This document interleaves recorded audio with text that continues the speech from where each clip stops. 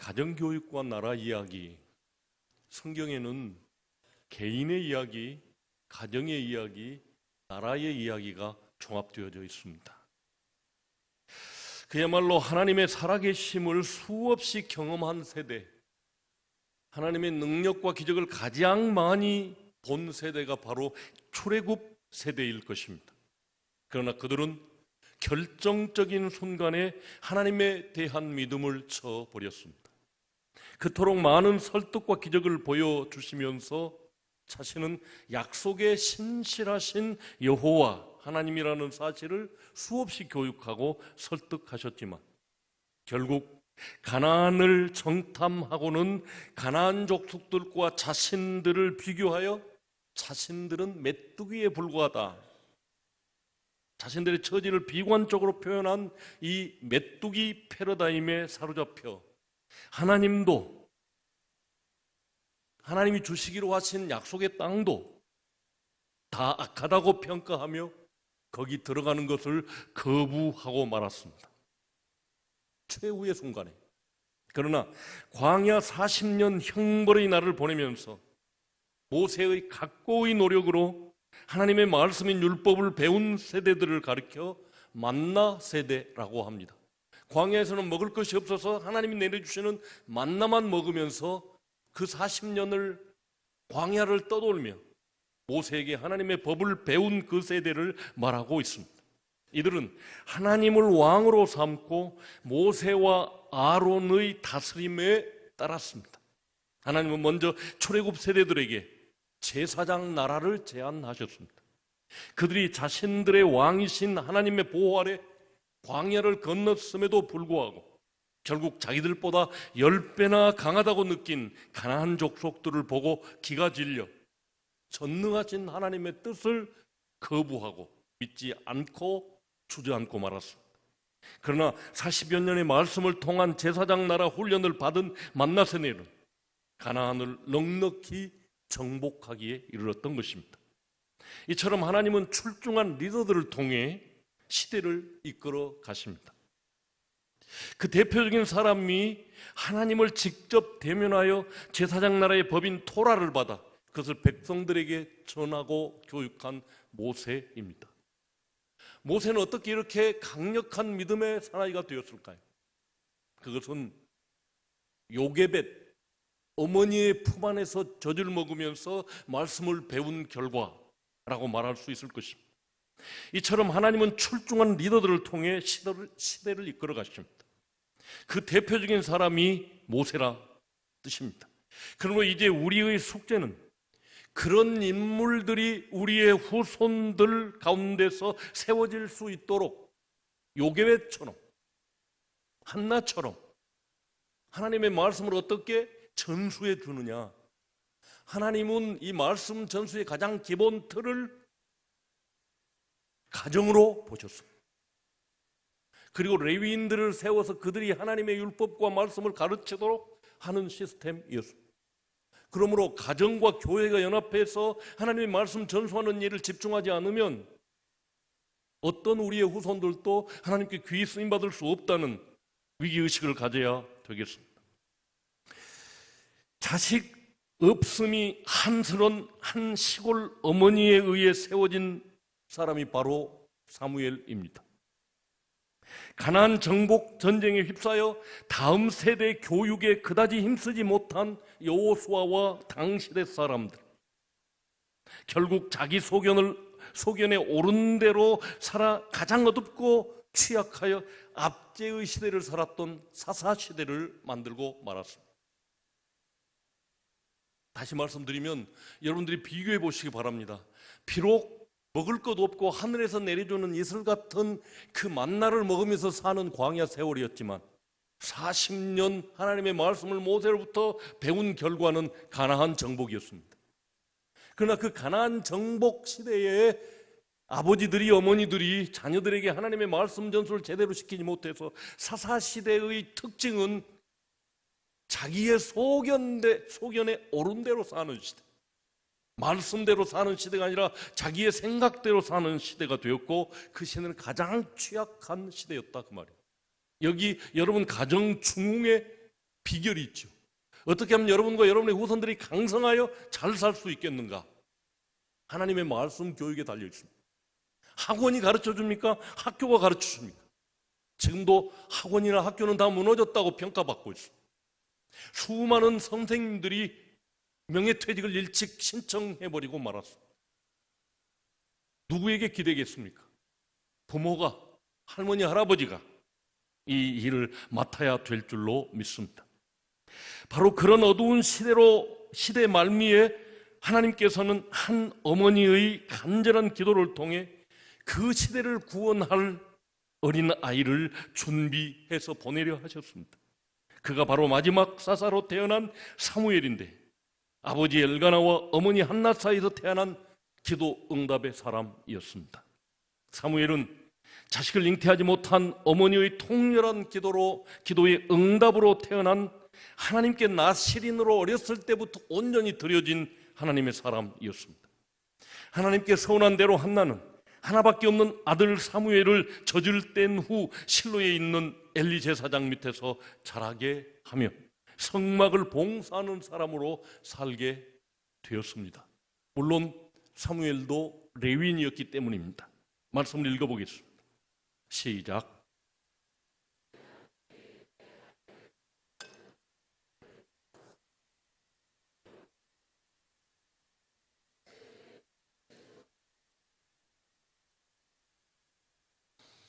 한나는 비록 아기를 못 낳는 당시로서는 저주받은 여인이라고 평가를 받으며 한스럽게 살았지만 아주 결단력이 있고 자녀 교육에 확실한 그런 여인이었음이 분명합니다. 하나밖에 없는 자식을, 한 3살 된 자식을 떼어놓고 사는 엄마의 그 심정은 여기 계신 어머니들이 저보다 더 잘하실 줄로 믿습니다.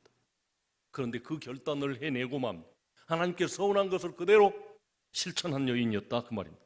사무엘은 그렇게 적극적인 하나님의 간섭 아래서 자라게 되었습니다. 여기도 읽어보시죠. 시작.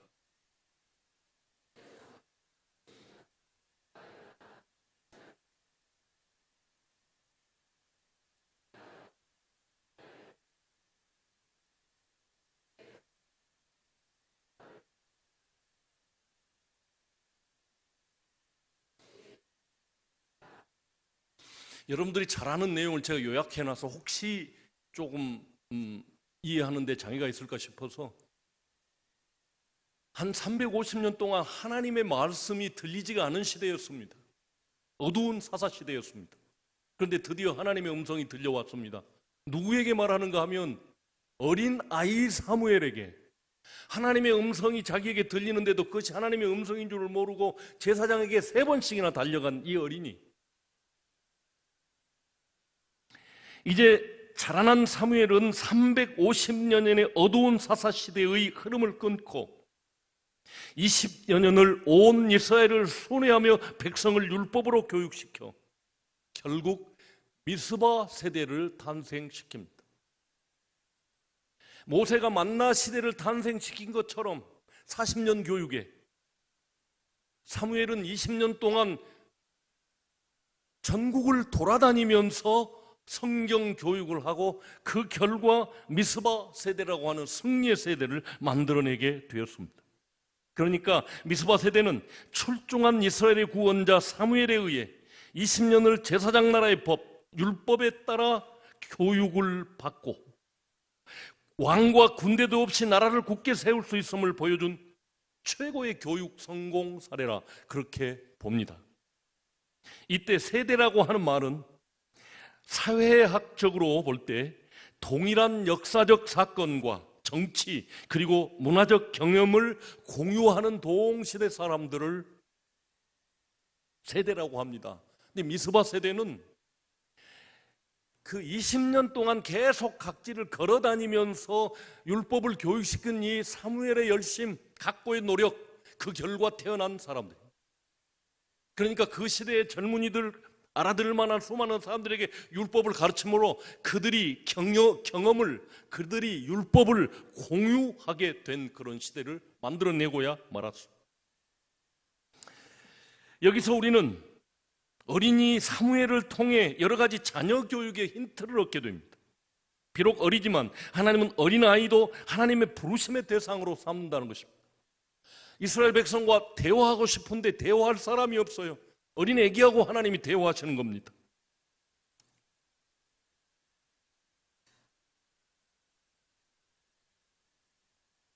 우리는 여기서 자녀를 어떻게 교육하며 하나님 앞에서 어떻게 행할 것을 엘리처럼 가르쳐야 한다는 교육의 힌트를 얻을 수 있습니다. 사무엘이 비록 어릴지라도 엘리 집안에 대한 심판을 전하는 선지자 역할을 감당하고 있습니다. 첫 번째, 하나님께서 이 어린 사무엘을 불러서 내가 엘리 집을 심판하겠다라고 말했습니다. 이처럼 어린 아이들도 어마어마한 하나님의 심판의 말씀을 옮겨주는 말씀 사역자가 될 수 있다는 것을 우리는 기억하고 최선을 다해서 우리 어린 아이들에게도 하나님의 말씀을 제대로 가르쳐 줘야 되겠다는 것입니다. 함께 읽어보시죠.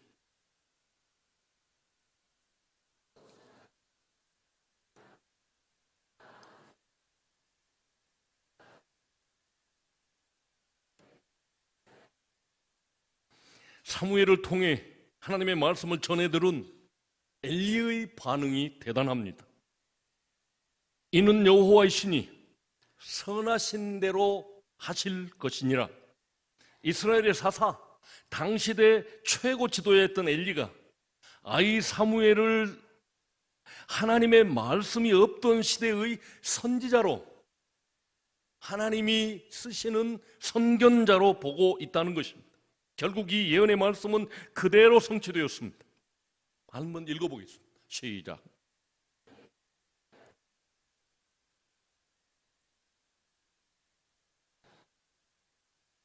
이 사무엘이 어렸을 때부터 한 이야기는 하나도 땅에 떨어뜨리지 않게 하나님이 그 말을 책임져 주셨다고 말합니다. 이처럼 사무엘에게 처음 들려줬던 엘리 집안의 심판의 메시지가 그대로 성취되었다는 것을 성경은 이야기하고 있습니다. 우리는 이처럼 자녀들에게 개인과 가정과 나라의 이야기를 쉽고 재미있게 체계적으로 전해줄 수 있는 어머니, 아버지가 돼야 된다는 것입니다. 그렇게 가정학교를 통해 교육받은 훌륭한 신앙의 인물들이 바로 아브라함에게 교육받아 아브라함이 죽이려고 하는 죽음까지도 순종한 이삭이 있고, 야곱에게 교육받아 30년 세월을 노예 생활을 한 요셉이 그 애굽 문물에 물들지 않고 하나님의 말씀을 따른 분명한 신앙을 유지할 수 있는 요셉이 있습니다. 가정에서 교육을 시켜주지 않았다면 자기의 믿음을, 자기 정체성을 이렇게 지킬 어떤 인간도 없을 것입니다. 그리고 어머니 요게벳에게 교육받은 모세가 있고, 오늘 본문에서 기도의 어머니 한나의 서원을 통해 엘리 제사장의 교육받은 사무엘이 있는 것입니다. 이처럼 가정에서의 말씀 교육은 무엇보다도 중요한 교육 성공의 사례들이라고 말씀드리고 싶습니다. 또한 이새의 아들 다윗은 그 아버지로부터 어떻게 신앙 교육을 받았는지, 전쟁은 하나님께 속했다는 것을 확실히 믿고 17살에 골리앗에게 덤벼 이스라엘 승리를 견인한 청년이 되었습니다. 아버지께 어떻게 배웠는지, 전쟁은 하나님께 속했다. 나보다 2배, 3배 큰 골리앗도 내가 싸워서 이길 수 있다. 왜냐하면 전쟁의 승패는 하나님의 주권 아래 있기 때문이라고 그는 확신했던 것입니다. 예레미야는 약관 20세에 사명을 받고 오는 세대 제국들의 출몰을 모두 아는 엄청난 계시를 받았습니다. 그리고 다니엘은 가정성경학급 패밀리 스쿨을 통해 얻은 신앙으로 청소년기에 포로가 되어 바벨론 페르시아 문화에 동화되지 않고 신앙을 지켜 인류 역사의 마지막 날까지의 모든 역사를 꿰뚫어 보는 영안을 가진 선지자가 되었습니다. 이처럼 훌륭한 인물들의 뒤에는 어머니 아버지의 가정교육이 있었고, 어머니 아버지들은 체계적으로 하나님의 말씀을 쉽게 그 아이들에게 전해주는 그런 좋은 선생님들이었다는 것을 성경은 증명해 주고 있습니다. 이처럼 한 사람의 온전한 순종은 곧 하나님의 시작이었습니다. 노아의 순종은 하나님의 심판에 이은 구원의 방주를 준비할 수 있었고, 아브라함의 순종은 모든 민족 구원을 위한 제사장 나라, 축복의 통로인 한 민족을 탄생시킬 수 있었습니다. 한 사람 모세의 철저한 순종은 드디어 제사장 나라를 일으켜 세웠으며, 어머니 한나의 온전한 기도와 사무엘의 헌신으로 제사장 나라의 탁월성을 잘 나타낸 유일한 나라를, 제사장 나라를 세울 수 있었습니다. 다시 말씀드립니다. 세상에 제국들이 있지만 나는 그런 나라를 만들지 않고 이 제국들 가운데, 제국들은 어떤 사람들의, 힘 있는 사람들의 축복을 위해서 국민이 모여야 되는 나라이기 때문에 나는 제사장 나라를 세우고 싶다. 형님이 동생들을 하나님께로 이끄는 하나된 공동체 나라를 만들고 싶다.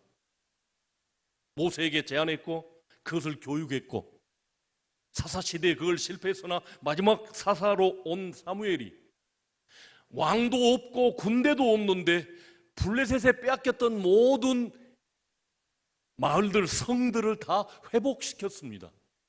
제사장 나라의 탁월성을 보여준 아주 좋은 교육 성공의 사례라는 것을 저는 여러분에게 소개하고 싶었습니다.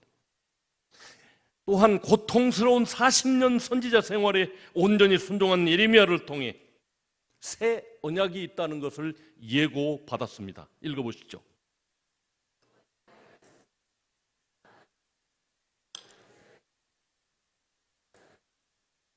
때가 참에 하나님의 아들을 세상에 보내사 드디어 새 언약의 잔을 들게 하셨습니다.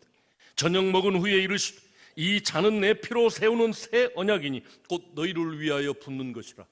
예레미야가 예언했던 그 새 언약, 신약이 십자가에서 이루어졌음을 주님이 천명하신 것입니다.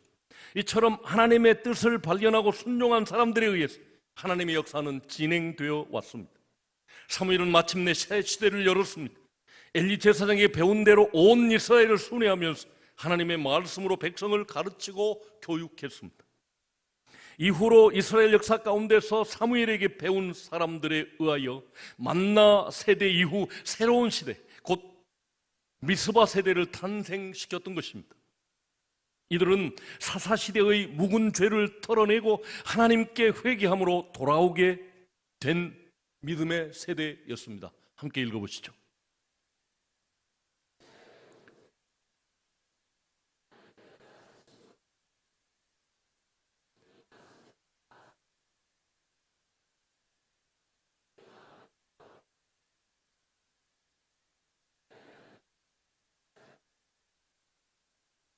모세를 통해 제안된 하나님의 제사장 나라의 꿈을 실현한 사람이 사무엘입니다. 사람들이 모여 의논하고 세운, 아니면 힘센 한 사람에 의해 형성된 제국과 제사장 나라는 매우 대조적입니다. 먼저 제사장 나라는 뇌물을 주고받음이 없고 그래서 억울함이 없는 공정한 재판이 이루어지는 나라였습니다. 읽어보시죠.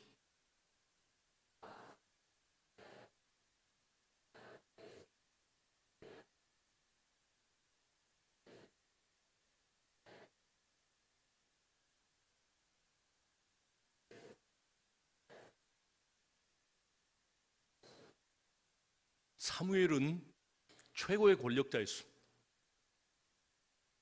그가 하는 말은 그대로 이루어져서 백성들이 두려워하는 존재였습니다. 그럼에도 불구하고 그는 소를 빼앗은 적도 없고 누구를 속인 적도 없고 뇌물을 받은 적도 없다고 말하고 있습니다. 이것이 하나님이 추구하는 제사장 나라의 시스템입니다.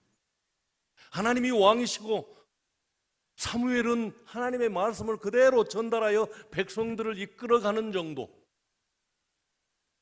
우리는 거의 매일 우리나라 정치인들의 탐욕스러운 뉴스거리를 듣고 있습니다. 그렇지만 제사장 나라의 최고 지도자였던 사무엘의 삶은 위에서 본 바와 같이 정직하고 공정한 정치로 일관했습니다. 그러므로 하나님께서 제안하신 제사장 나라가 가장 완벽하고 행복한 나라인 것입니다. 제사장 나라의 경제도 국방도 다 하나님께서 책임져 주셨습니다. 묵은 곡식을 먹다가 새 곡식으로 바꾸어 먹으며 5이 100을 쫓고 100이 만을 쫓게 하는 승리를 보장하심으로써 국방을 책임져 주시겠다고 약속하신 것입니다. 여호수아의 가나안 정복 전쟁을 우리는 알고 있습니다. 인류 전쟁사에서 도저히 찾아볼 수 없는 33번의 공성전, 다시 말씀드리면 견고한 성을 외부에서 공격해서 함락시키는 가장 어려운 전쟁에서 33번의 전쟁에서 한 번도 패하지 않은 놀라운 승리를 기록하고 있습니다. 세계 어떤 전쟁사에도 이 여호수아만큼 승리를 이끌어낸 전쟁은 없었다고 합니다. 지금까지 살펴본 바와 같이 사무엘은 모세에게 제안하신 하나님의 꿈을 모두 그 삶에 담아낸 믿음의 사람이었습니다. 사무엘 시대는 분명히 사사시대와 차이가 있었습니다. 사무엘 시대의 특징을 몇 가지를 살펴보면, 첫째는 왕이 없었습니다. 두 번째는 국가 내부에서 내분이 없었습니다. 다시 말씀드리면 지파 간의 갈등이 없었다는 말입니다. 세 번째는 외적의 침입이 없었습니다. 이처럼 사무엘 시대는 하나님의 통치로 말미암아 온 세상이 하나님의 진실과 사랑이 꽃피는 시대였음을 말해주고 있습니다. 하나님은 이미 이스라엘을 통해 제사장 나라를 세우시면서 제사장 나라 유지를 위해 가장 탁월한 국가 경영 시스템을 가르쳐 주셨습니다. 하나님의 백성들이 1년 3차례 지킬 3대 명절을 주심으로 제사장 나라가 유지되었다는 것입니다. 함께 읽어보시죠.